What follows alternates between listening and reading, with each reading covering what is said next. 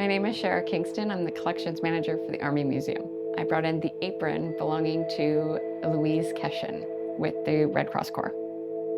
Instead of focusing on the things that we read about in history books, we don't often hear about what the Canadian Red Cross Corps, especially the overseas detachment, what they were doing and who they were. 13 years after its founding in 1896, the Canadian Red Cross Society was formally established by Parliament in 1909 as Canada's primary volunteer humanitarian service. Its mission was to provide non-discriminatory support in times of crisis. During the Second World War, thousands of female volunteers enlisted to form the Canadian Red Cross Corps. Uniformed and trained, the CRCC was composed of 4 divisions: Transport, Nursing Auxiliary, Food Administration, and Office Administration. Between 1939 and 1945, 641 of its members travelled overseas to support war-impacted troops and civilians. The contributions of the Canadian Red Cross Corps were meaningful not only to the individuals who benefited, but also to the volunteers. Shara, welcome to Militaria. And what have you brought in from the Army Museum today?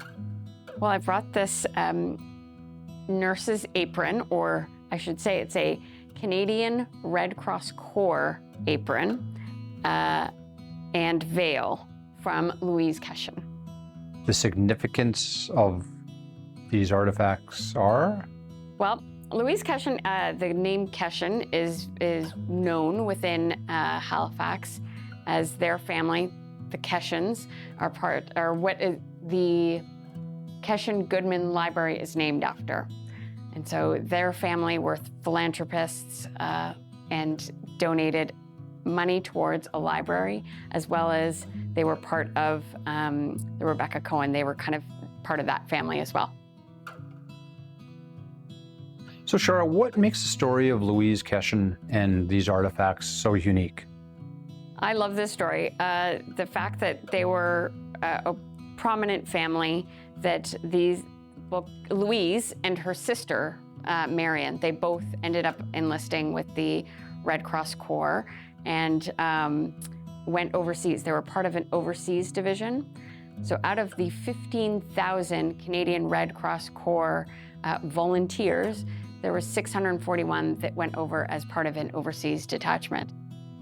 And the story is about service to the country, service to the cause. You would, again, join because you had something to offer that you wanted to go. A lot of the overseas detachment recruits were keen. They wanted to go overseas. They wanted to get involved. And they didn't have the training to necessarily be a nurse. And you wouldn't necessarily have the training to, well, the CWAC hadn't been formed yet. So there was kind of only a few ways you could get overseas and get into the action and participate and help. It was completely volunteer. The Canadian Red Cross Corps did receive $5 a week in stipend, but you had to be of a certain economic status to be able to give up time to go overseas to do this kind of work. There was nothing else for women to do. The Canadian Women's Army Corps had not been established, and even some of the volunteer organizations hadn't been lifted yet. The jobs that were being done overseas were what? Could participate with nursing, obviously, which is what the Keshen sisters did. There was transportation. They could be part of the transportation unit. There was a cleric unit. A lot of them also did kind of mothering roles. So they would go and participate in social events and take care of the wounded in less of a nursing capacity and more in a social capacity.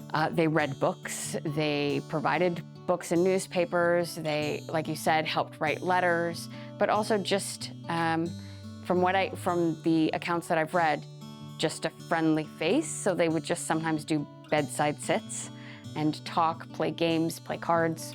So during the Second World War, the Canadian Red Cross Corps was formed from Canadian Red Cross. They saw a need helping soldiers, so the running of canteens, the setting up of libraries, that sort of thing. And then they realized that there was a need overseas as well.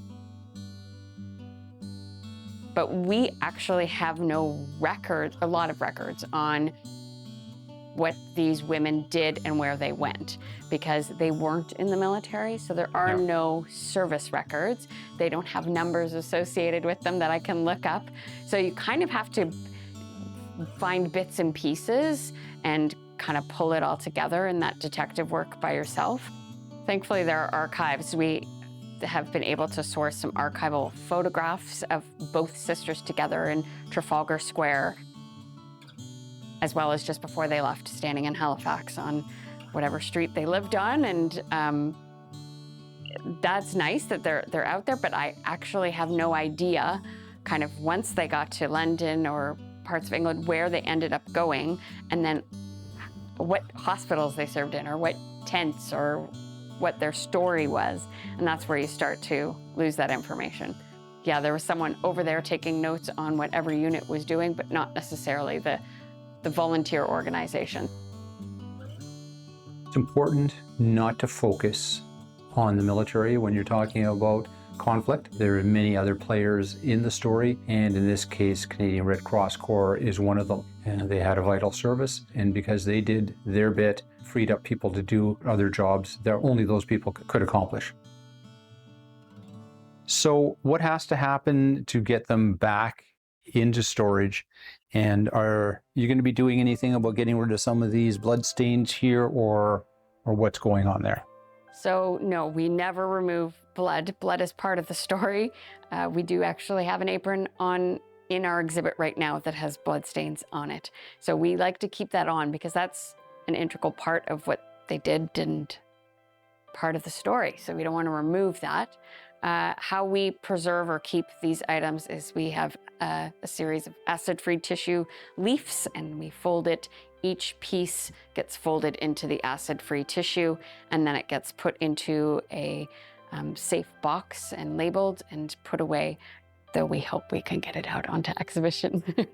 So Shara, thank you so much for bringing these two wonderful items and the story of the Kesham sisters in today. You're welcome.